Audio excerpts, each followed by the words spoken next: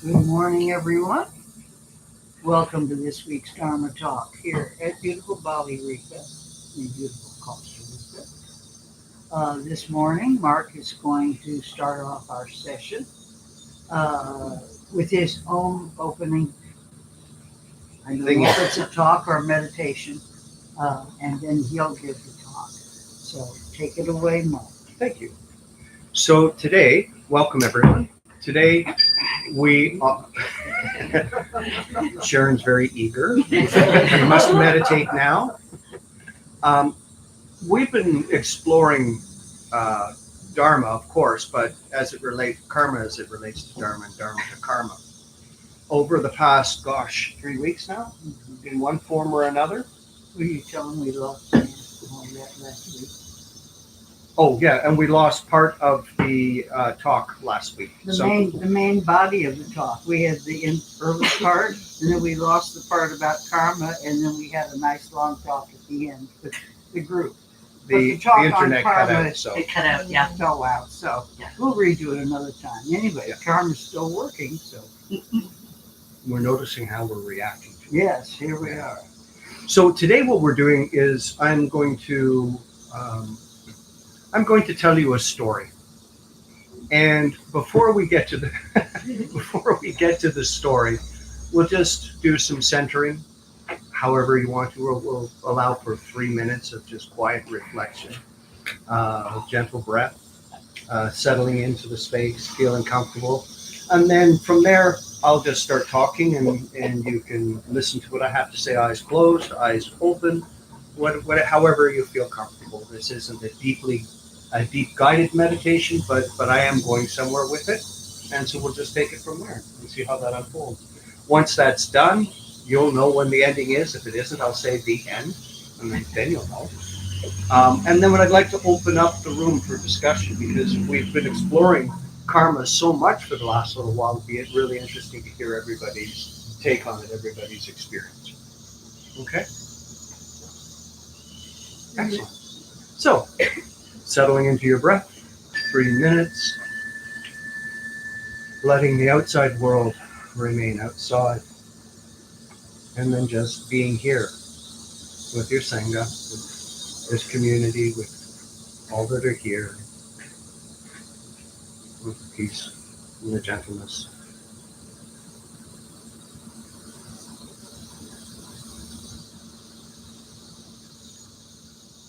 Listening to the wave of birds, how they cascade like waves. They rise in sound and then they diminish and they come back up again.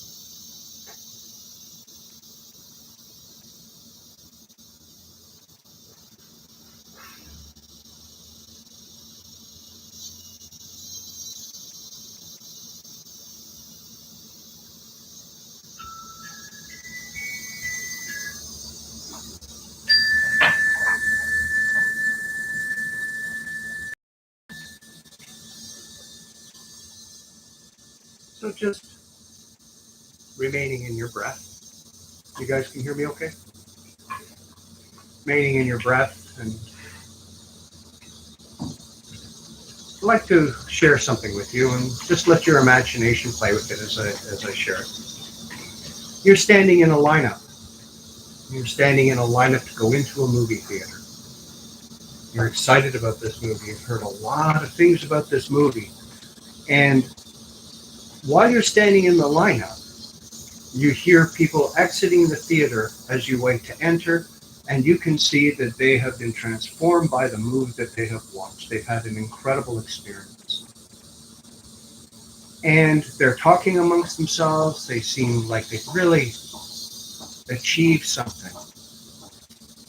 And excitedly, you get ushered into the theater. You're sitting in your seat. The lights dim a little bit, and a person walks out onto the stage, and there's a microphone there. The person taps the mic a few times, and it does a little bit of feedback, and it gets everybody's attention. And the person says, everybody, for this showing, we're going to do something different than we've ever done before. This time, we're going to tell you what the movie's all about and what the ending is before showing it. And you sit in there and you look around the theater and everybody's looking at everybody. This isn't quite what they were expecting. And the person at the microphone realizes that they've said something that has not gone over well. So they say, well, is there anybody that would like me to do that? And like 2 people out of the entire auditorium put their hand up. And so it's deemed that's what they're not going to do. They're just going to play the movie the way they normally play it. Okay. So I feel part of that story really talks about our life, doesn't it? And since we're talking about our life, I'm going to ask you to now consider this world that is around you, everything that is around you, as you experience it. And one of the things that we're asked to do in this world is consider causality. I do something, there's a reaction, or there's something happens and I have a reaction. There's my experience that I have here, but as I'm having this experience, I recognize there's a difference at times between what I thought was going to happen and what actually happened.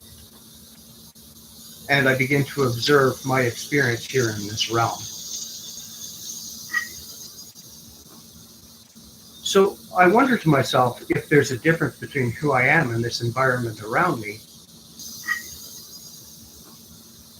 So I wonder to myself if there's a difference between who I am and this environment around me. What's different? And so I consider maybe 3 points. The first point is that there's an impermanence to everything. Everything is in a constant state of change. Seems reasonable. Next, I consider that there is an inherent suffering in this because of my expectations, or what I put out, or what I expected. And I consider that for a moment. And then I take it to maybe the third part, which is that maybe this has nothing to do with me at all. And so I'll think about that one. So if there's suffering in this world, and I'm experiencing it, then I must be the cause of that suffering for myself, because I'm allowing somebody to do it to me, or I'm experiencing it on my own, which means that I can be the cessation of that suffering. And if that's true, if I can be the cessation of the suffering, then there's probably a series of things that I can do that will sustain a state of balance for me in my life. There could be this ability to have good concentration, a good livelihood. That the amount of effort that I put in is in keeping with that, and in turn, it puts out a good action. What I say is important. What I say, what I do, all of those things. This becomes my intention, living that beautiful intention. The vision that I see is actually different from the world that I'm experiencing, because I'm seeing not just myself in this world, but I'm experiencing myself as the person I know I can be. And so I'm seeing this difference between what I believe I am and what I'm experiencing and the potential of what I can be.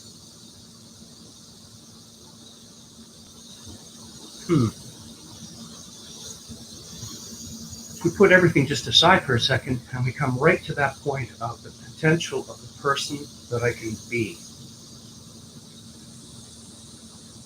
Well, if I know what he or she looks like, then why don't I just walk that path? And the minute I make that decision, I find myself kind of considering,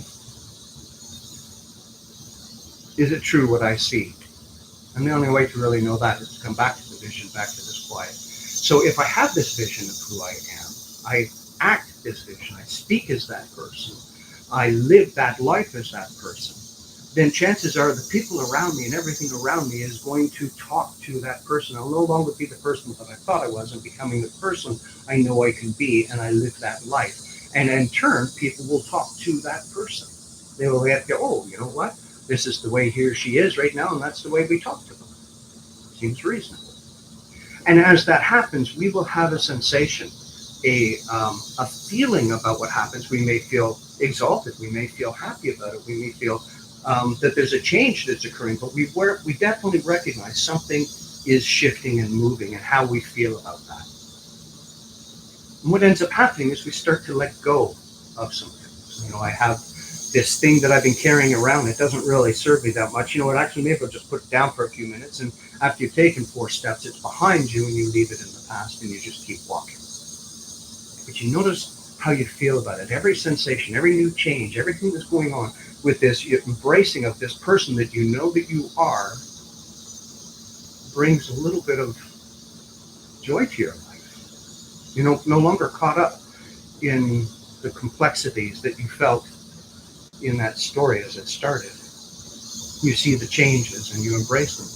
As such, you find yourself now considering something a little bit more balanced between what I receive, what I see myself as, and the way that I express or the way that I feel myself as. But as we relate that to the world around us, that means we have an opportunity to see this world as beautiful. Well, how can you see it as beautiful? Because inside you, you're getting this feeling of this potential of who you are, of knowing who you are, embracing that person. And as you look into the world, there is all sorts of things out there that want to tell you that there are a great deal of problems. And these people want to go into long conversations about all of the problems, and it's very easy to get caught up in them. Or you could find yourself like one of the many beaches here just outside of Ojochal, sitting on the beach and watching the waves come in. Maybe you walk into the water and you feel the waves caress your knees and your feet, and you turn around and you look back at the spectacular mountains that are there, and you see this incredible jungle full of life. Maybe you watch the clouds as they rise up over top of the mountains, and you can tell how balanced they are if they continue going up, if they level. There's all this beauty. The lapus singing in its strange and unique voice, parakeets and parrots and guana. There's this vibrancy all around you, and you realize that this is beautiful. And the reason you know it's beautiful because you've connected with that beautiful inside of you, a part of you that understands beauty, and you've allowed it to speak on your behalf. In so doing, the world that is around you is beautiful. This also holds true if you are at Spadina and Queen in downtown Toronto. You can find the beautiful there, or Bay Street, or Wall Street in New York.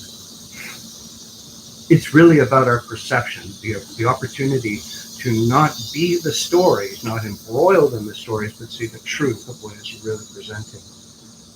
In your travels, you may walk into a store, you may walk into a park, or perhaps you're in a friend's house and you see a statue of a Buddha. But there's something different about this Buddha, so you walk up to that Buddha. And when you look at the Buddha, you realize that the Buddha is actually a female, and you find out that her name is Kuan Yin. And she is a bodhisattva who holds the space for all women. And she's known as the Buddha of mercy. So here you've had this experience, and now you're standing in front of this incredible presence. You feel her compassion. You feel her softness, the gentleness of her face. You feel possibility in your life.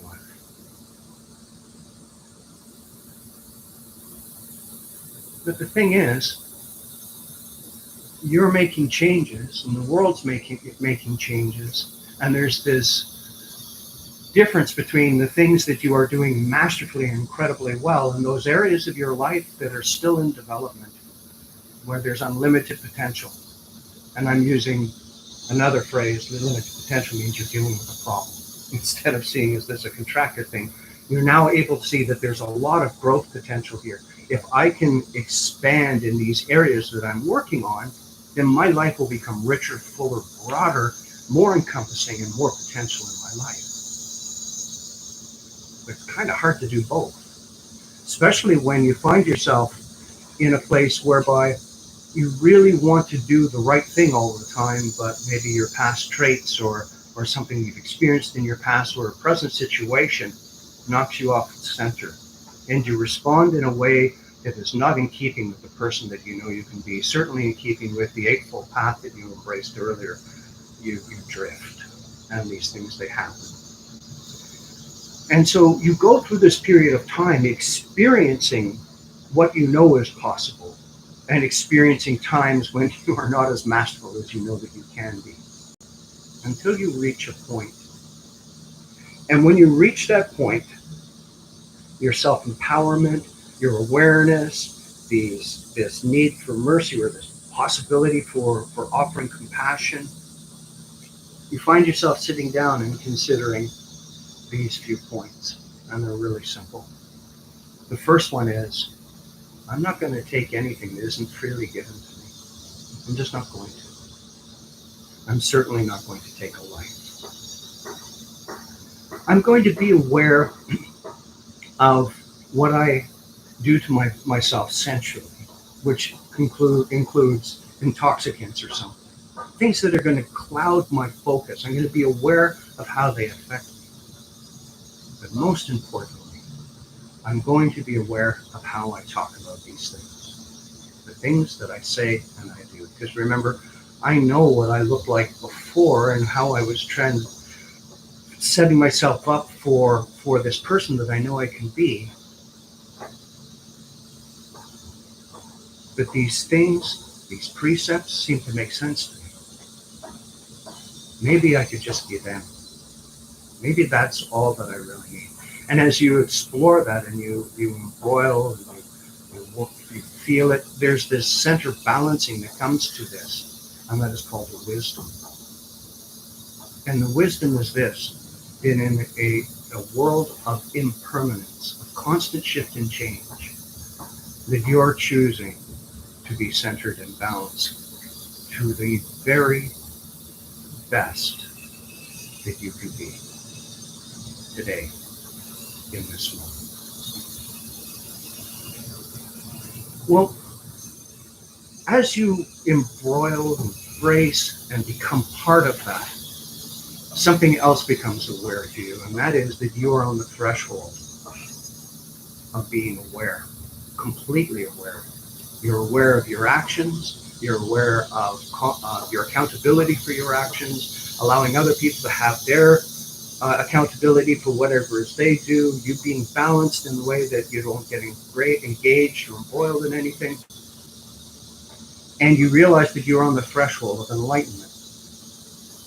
And at this point of enlightenment, this point where you are transcending from material or from the mundane into this clarity, you remember that you're still in a physical body. And everything around you is exactly the same as when you started. It looks exactly the same. It's just you're a little bit different as you look at it. You see potential where you may have seen problems. And where there are problems, You're not as engaged in them as you used to be. And you sit for a few moments. And as you sit, the lights in the theater start to come up brighter. And as the lights come up brighter, you look around and you see everybody is in this quiet state as you're in that quiet state. And you all rise and you leave the theater. And as you leave the theater, you look and there's a lineup of people that are waiting to get into the theater after you're in there. And you might even see a reflection of yourself standing in that lineup, and you smile. And as you're walking, one of those people that raised their hand about wanting to know the ending before the whole thing started walks up beside you and says, "Did you get that? Did you understand it?" And you take a deep breath. You consider the question. It's a fair question, certainly from this person's perspective. And you say, "Yeah." And the person says, "What was the ending?" And you say, "The ending was the beginning. The beginning was the ending."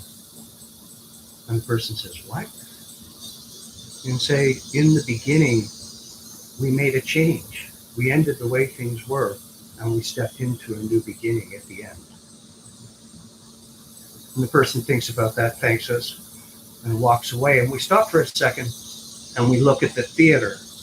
And as we look at the theater, we see the marquee, and written on the top of the marquee, we smile as we read it, says, "Karma."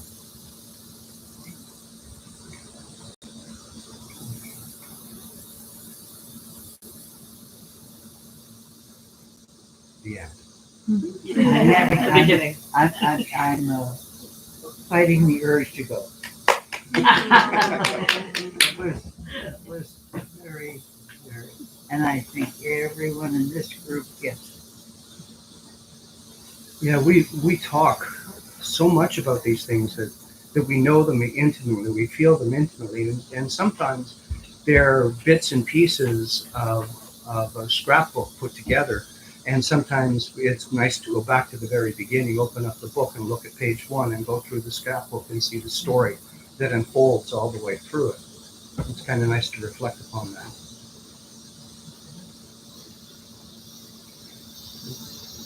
Well, can I kick off the conversation since nobody else seems to want to Absolutely. start? I know I'm new, but, like, my name's Maria. Speak up because they've got people on. Oh, here. okay, my name is Maria, and,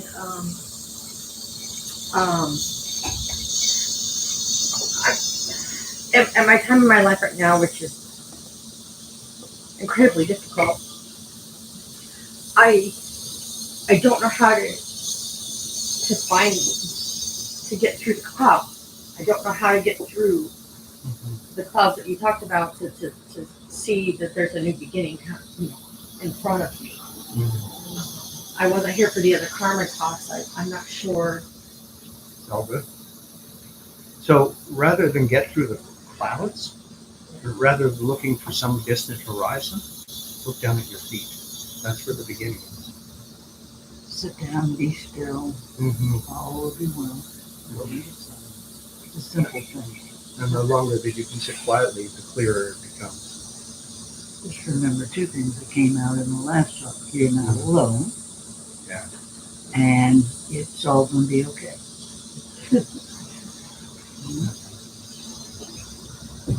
I do think that I know people here that are working through a lot of different problems. But as we evolve ourselves and we go into the theater and we take the lessons, we have to realize you've got to be really patient because the people around us still see us a different way than we are now. Yeah, of course. So let's say you've been a combative person and you've engaged and then all of a sudden you get the line, "With hatred with this package comes, I forbid delivery." And you stop playing that game with them. But they don't give it up right away. You have to have a little courage and a little strength to sit there and say, "I'm not playing your game anymore," which is part of your evolution. And they can't hurt me anymore because I'm in a whole different space. But you have to be patient with the world around you because it's one step or two behind you where you are at any given time. You're always a little bit ahead of them. Does that make sense? Absolutely. Okay. I call it the echoes. It's the stories. Every person that I meet from my past they talk to me the way they last remember me. So somebody that I knew in grade 3 will talk to me as if I'm in that person in grade 3. And somebody who talked to me in my 20s will talk to me as I was in my 20s. Mm-hmm. And I may have gone through a whole pile of shifts and changes, but they still talk to the person that I was. And so somebody that I've been angry with or somebody who's been angry with me will still talk to the person that they believe me to be, even though I've made significant changes. And I have to allow them, it's not great of me, it's reasonable, to allow them to recalibrate to the person that I am now, to who I am. People ask about questions often, why do we meditate? Mm-hmm. One of the really enormous reasons why we meditate is when we meditate, we open up the space for the change to happen. We allow it to expand and we nurture it. When you're in the midst of something, it's very hard to let it breathe, give it space, let it resolve in its own natural time and place. Mm-hmm. Okay? So that's a really good reason why we learn to sit still and breathe and rest in loving awareness. Because everybody faces the challenges, just a difference in the form of them. Does anybody keep a diary here? I used to too. Yeah, I don't use it. Yeah. But Nothing. same Speak thought up, John. process that you go through when you write a diary. You're trying to make sense of your life and resolve the problem or just get it out. And age is very much part of that. We all go through things at different stages in our life. And when you think back to when you were 19, you had no idea what it would be like to be 40.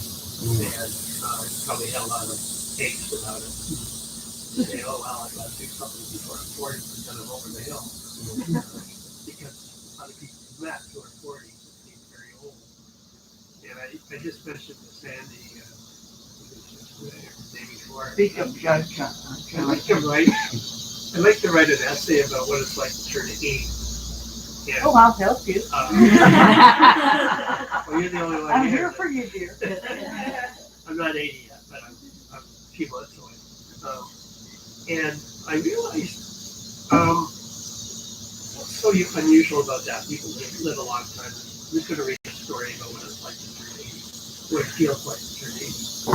And then I did some research and I said, well, Albert Einstein didn't make it to 80. And a whole bunch of other people didn't make it to 80. And so I listed that. A lot of people who are very accomplished didn't make it past that.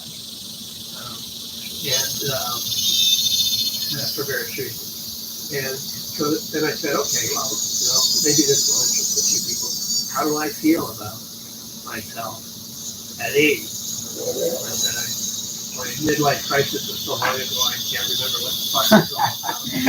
You sold a little red Corvette, did you? And nobody's invented a fourth quarter life crisis yet, thank God. So where do I go with this?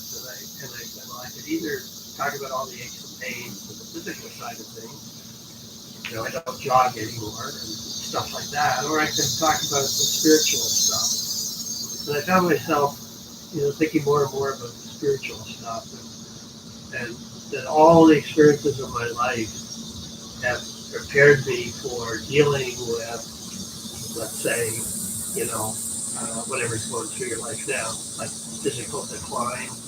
I do a lot of reading up about, knee replacement surgery and stuff like that. Scour the obituaries looking for familiar names, but it also means that I've got the benefit of my knowledge and I know myself better. And yes, I still walk into the bathroom and wonder why I came in there. And yet, spiritually, I feel, certainly these sessions are helping. I feel very, very light and optimistic. Because there's not much to figure out. I'm going to die soon. So strap in. It's probably going to be quite a trip. That's all I need to know. It's funny you say you're going to die soon. I've mentioned this a few times in our talks. I have the great fortune to be able to talk with a woman who is now 96 or 97. And we began our talks because she was preparing to cross over. And she said, I'd like to talk to you about the experience. She said, in our entire life, there's so many things that we prepare for, weddings, purchasing a house, buying a bed. There's so much, but we never prepare for those last few moments. We can never prepare. And I said, yeah, I would love to talk with you about that. And at the end of every phone call, or when I used to go to her house when I was in Canada, she would say, okay, well, if I don't ever see you again, it's nice been chatting. and I'd laugh and I'd say, in all fairness, statistically, I might not be the one here for our next one, and you might be. You assume because of your age that you're going to be the one, but I could be the one. There's so many things that could happen to me. So how many people die at 96? Your chances are pretty good. Yeah, exactly. I should have said that. But the fact is here we've been talking for 6 or 7 years now, and she doesn't say it to me anymore. What she says to me is, this is such a wonderful conversation. I look forward to what we're going to explore next week. What are my thoughts for the week? And then we wrap up what we've talked about, and she goes into consideration of whatever it was. And when we start our call the next week, she says, I want to share something that came up in my thoughts about our last conversation. And it begins again, and it just keeps going. And it is such an incredible gift to me. I mean, I'm fortunate that she's like, you're such an incredible gift in my life. And I'm like, I think you're missing the point here. You're the gift in my life here. Because what she shares is this incredible possibility, this incredible joie de vivre, this love of life. And she lives in her home still, by herself. She has people who come and help. But that's the way she chooses to live her life, and the way she chooses to be. And I feel this is what the karma is kind of about as well, is when we're running around and chasing things that really we have no business being involved in. They sure do seem important, where somebody's come running into our room and drops this thing on our table and says, I don't know how to deal with this. You have to deal with it. And it's like, so no, I don't. It's not mine. If you want help with it, I'll do what I can to help you, but I'll do what I can. But this isn't mine, it's yours. I think when we get to a point in our life, as we start to look at the years, we get better at doing that, not taking on somebody else's situation, not taking on somebody else's problem and trying to solve it for them, because they don't benefit from it. They just come back with another one and say, okay, you fix that problem, fix this problem now. And cause and effect. I'm just thinking of a funeral I went to, and I started clicking off in my mind how many people are no longer a problem for me.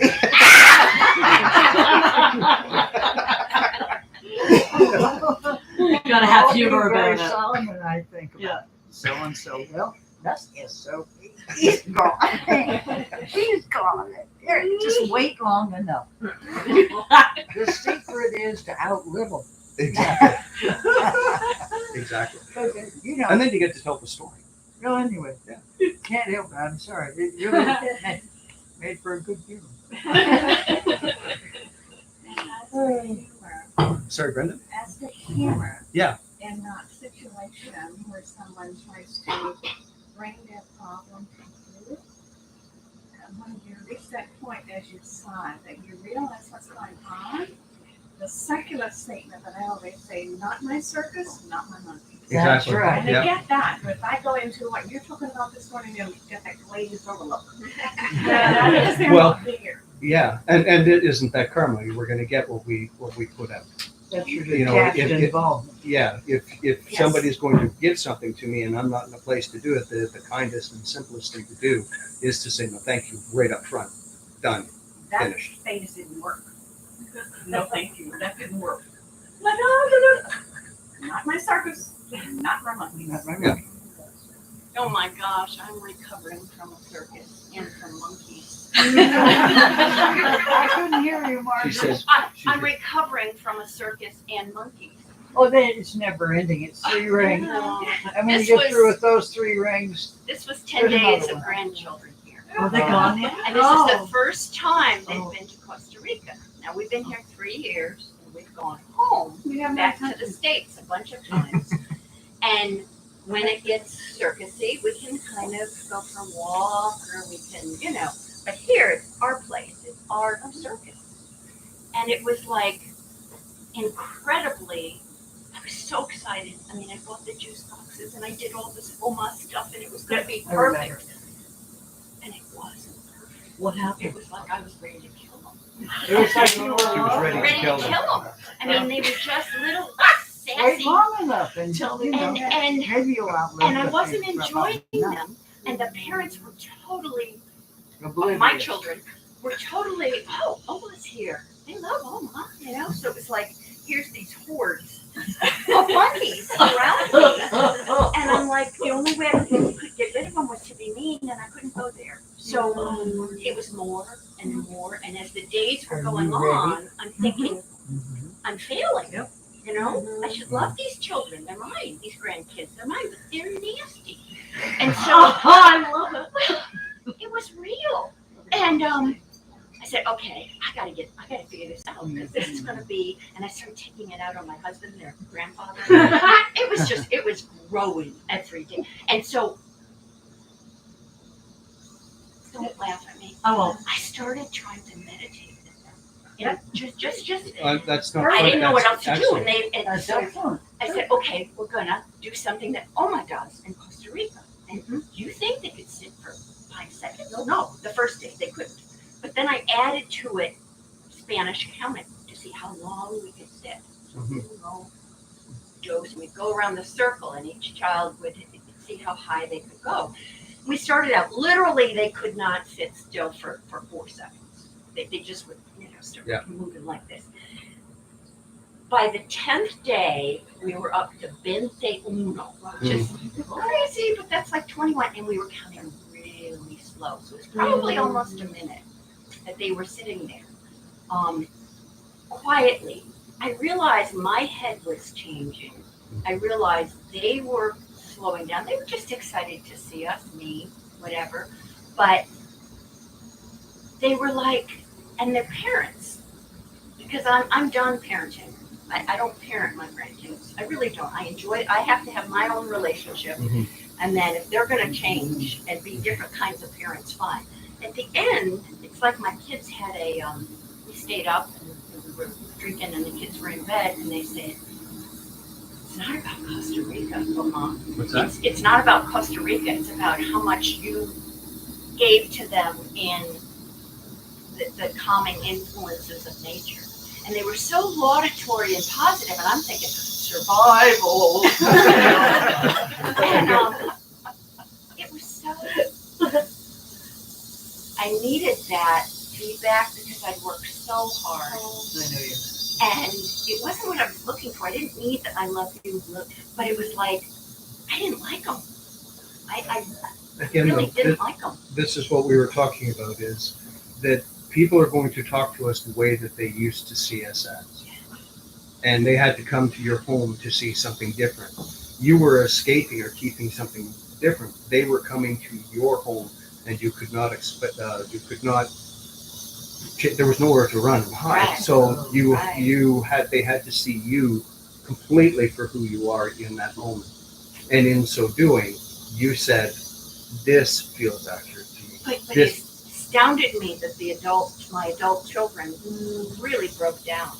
Again, but this is what we're, when I was talking about that story, how the world changes to meet you, that's what happens every time. And so these things that Ruthie's been sharing for 7 years now about Dharma and about our connection with ourself and sitting on the cushion and being quiet. These are the changes that end up occurring, and the shifts that you're talking about are that very part where you start to feel better about what you're doing because you're noticing the effects in the outside world as it relates to you.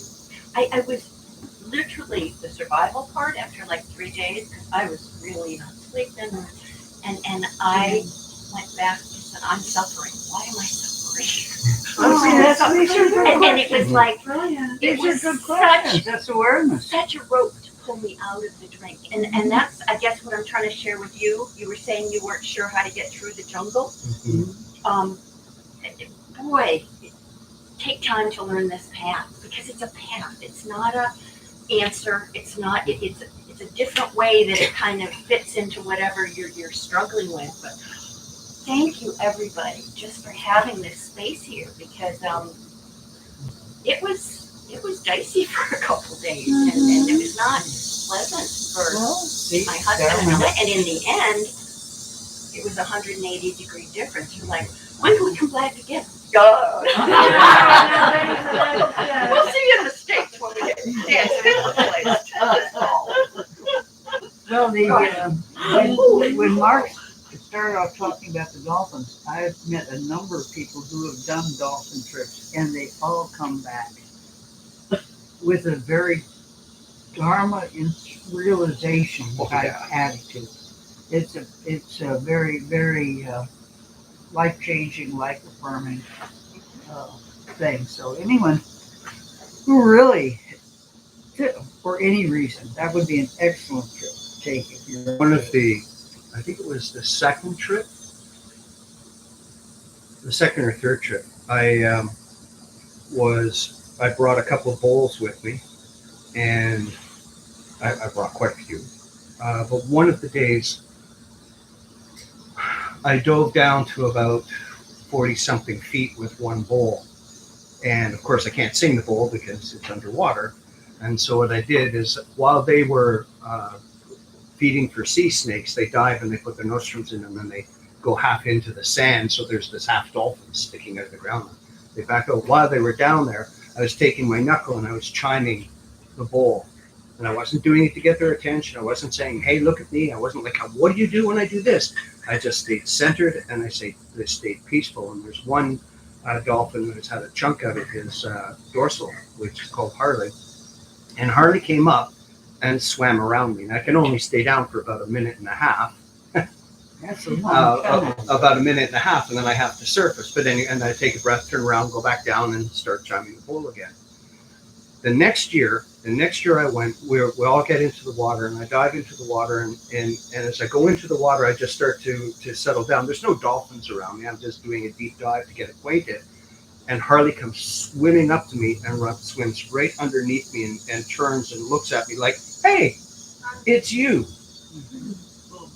And that's the story I like to tell, but I got to tell you, the dolphin remembered. Oh, yeah. And to have something like that happen is profound. It's very perspective changing. But anyway, We are 3 minutes to the hour, my friend. 3 minutes to the what? Top of the hour to start. Well, it was a wonderful talk and a very profound talk, and I think everybody probably needs to go home and digest it. Because each and every moment of our lives, we're in some sort of a equanimity situation where you've got to get your balance. John, welcome to the 80s. And to the grandchildren. I'm having trouble adjusting. My kids will be here next week too, and their spouses. That they are Ben and his wife Lori, and my daughter Kate and her husband Art, whom I have not met yet. They've been married ever since right about the time COVID came along, and I have yet to meet him. But I have trouble adjusting to them being grown-ups. my instinct is to still see them and treat them as if they were children. And they are definitely not. They grew up to be very nice people. They were really rowdy children, so I kind of know what you know, I would trade them for a nickel and a Hershey bar. So, but anyway, everybody's facing whatever they're facing, and you can reach into the Dharma and find some sort of help with it, right? So just follow the path and Lisa's coming around with a picture that's I just took off of my website, and it's me actually swimming with the dolphins. Again, I'm not sure how deep, but the guy who owns one of the owners of the company is this phenomenal photographer. His camera equipment's worth like $20,000, and he can free dive a lot longer than I can. And so he, sorry. Okay. So anyway, he followed me down one day while I was swimming with the dolphins and took a whole pile of pictures. And what you're seeing is this one picture, one of many, but it just happens to be the one that's on my website. So, but that's the connection that I'm talking about. so you've been doing this for several seasons, years. Yeah, we're doing it for several years, but it's something we can talk about after Meta, I think. All right. Or we can talk about it now, whatever. So she's finishing. That's not, You do is it it every year? Not every year, no. Wow.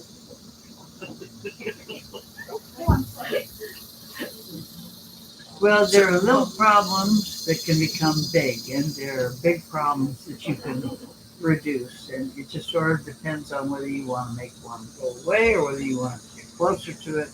It's very individual. But those were good lessons that we did today. Well, again, you know, all I did was I brought together a story of all the parts of the Dharma that we all know. We know of, oh, you're new, of course. We know about the Four Noble Truths. We talk about them every week, and we know about the Eightfold Path. We talk about, you know, how we can be supported in our life with these things, and we're aware of the six perfections. But sometimes when we can see it in the context of our life, Two goals. three. I can only see that. I don't think it goes any bigger. Yeah, he's an amazing photographer. But when we can see it in the context of ourself, and the metaphor of being in the theater, and you know, I didn't allude to it. I alluded to it. I didn't say it was going to happen, but that point of actually seeing the screen and seeing your life happening on the screen, that you're not attached to it. This is the what's it that Jeff calls it? Detached involvement. Thank you. You're involved, but you step back so you can take the time and give To the consider. space to observe before you act. Exactly. And so you're before watching. you leap. Yeah, you're looking at that person on the screen, knowing what the person's going to do, going, oh, don't do it this time. Or, wow, you know, this is really the time to do it. But there's a lag so that you can allow things to unfold. And then when you step out of that environment, you consider the things that the Dharma has been sharing with each one of us in a way that makes sense to each one of us, uniquely to ourselves. It really does become a profound and interesting story. And it is about karma. You know, we're not being punished. We get what we receive and how we put things out. Which would be a wonderful time for meta if we're ready. Oh, did Shelley have to say something? Oh. I did already. Speak up, honey. He did it every year. Oh, I said no. You what? She was asking if we do. Yeah, he did it every year. But he said no. You do it every year? No, actually, a group from California phoned me up and said, well, I need another one. So So let me know if you do another one I will, later. absolutely.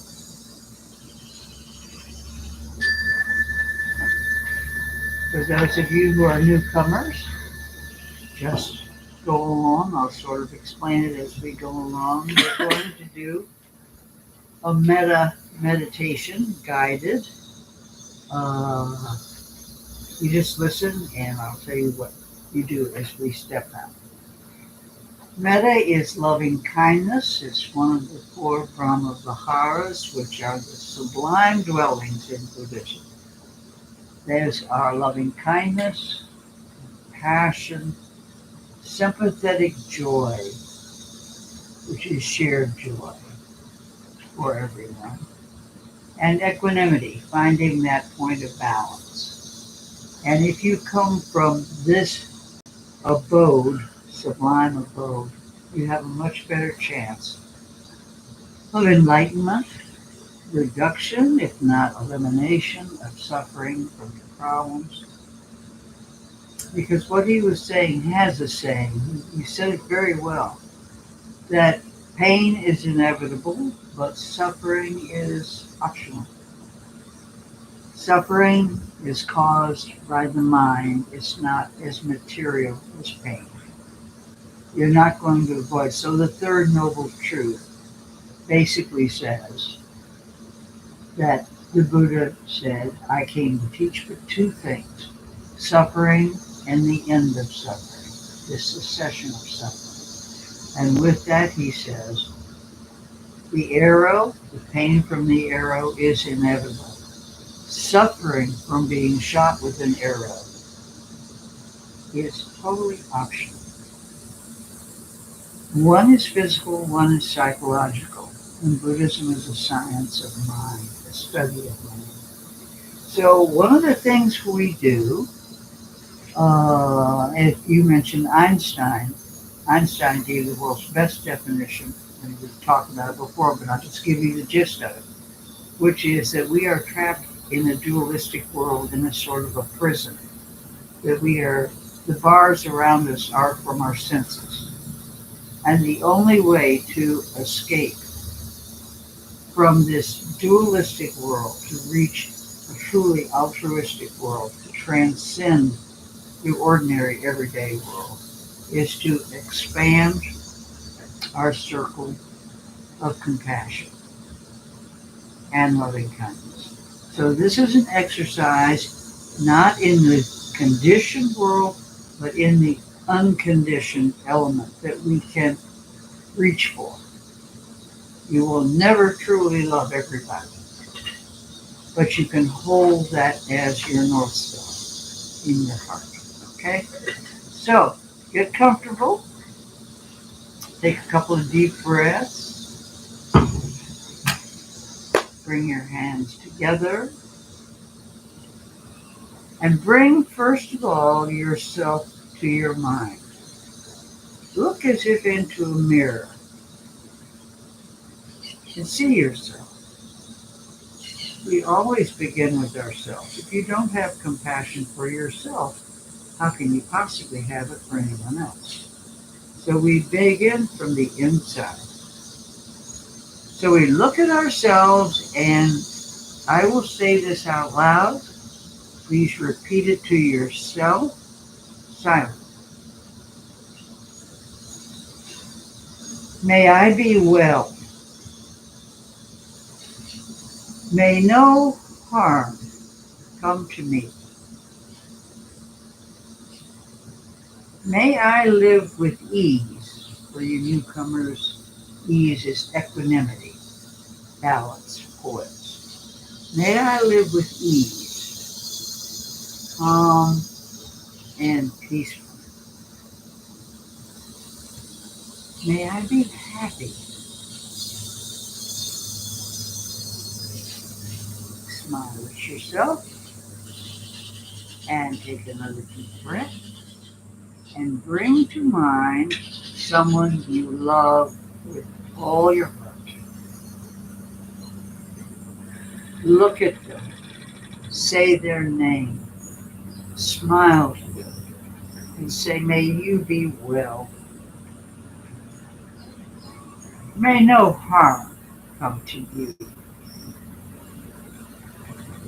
May you live with ease, calm and peaceful. May you be happy.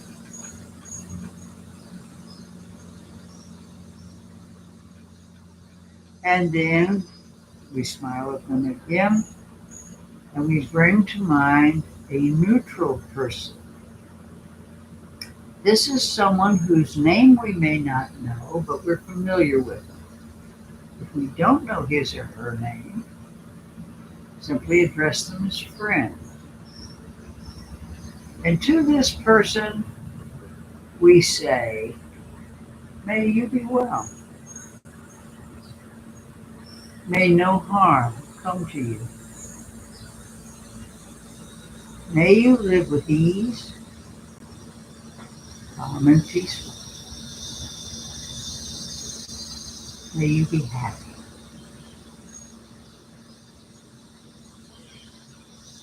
And as this dear friend fades into the rear view, you take a couple of very deep breaths. You let them go, and you bring to mind someone with whom you are in conflict. That may even include yourself. It may be an old conflict.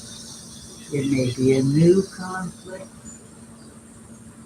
But there is unhappiness, dissatisfaction, suffering involved in this relationship. So now you bring to mind, as clearly as you possibly can, with a direct vision, this person's appearance. And with all the goodwill that you can muster, you say to this person, may you be well. May no harm come to you. May you live with ease, calm and peaceful. May you be happy.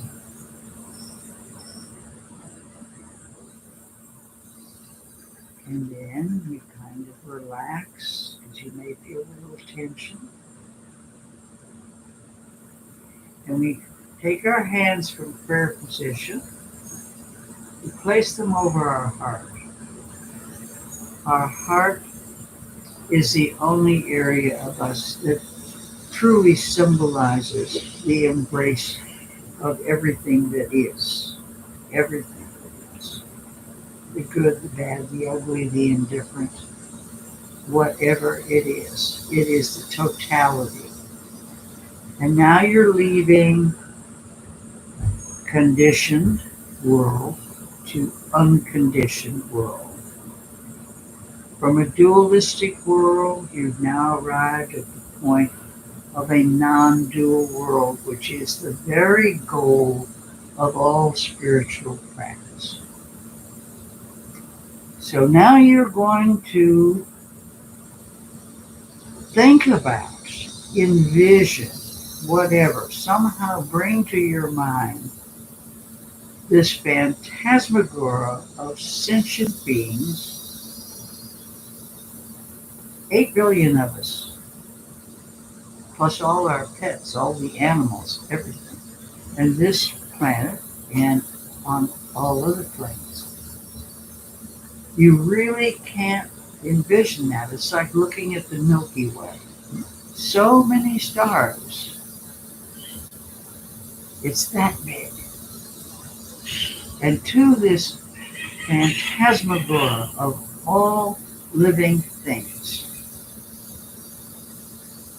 you say this.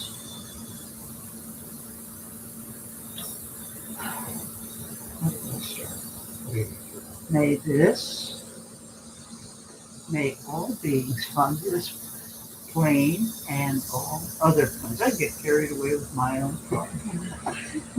May all beings on this plane and all other planes be well. May all beings everywhere be safe. May all beings everywhere be free from suffering.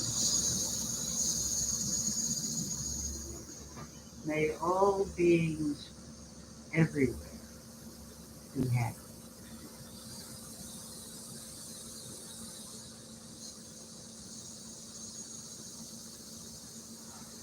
another breath or two.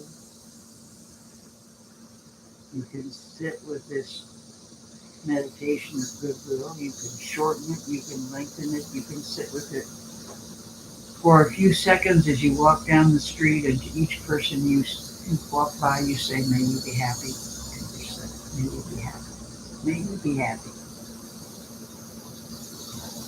And you kind of let that percolate. So at home you can sit with this for a long time, but here we have to stop, so release your hands. And now we have our version of a benediction, which is not Buddhist, but it might as well be, because all Dharma is encompassing and universal. And this comes from the Unitarian Church. And it goes this way. I'm going to say it, and then you're going to say it after me out loud. Okay, guys, go in peace. Go in peace. Go making peace. Go making peace. Living gently. Living gently. Loving mightily. Loving mightily. And bowing to the mysteries. And down to the mysteries. Thank you all for coming. Thank you, Ruby and Mark, thank you. Such a great talk. Yeah. We'll see you next week. Okay. There we are. That was a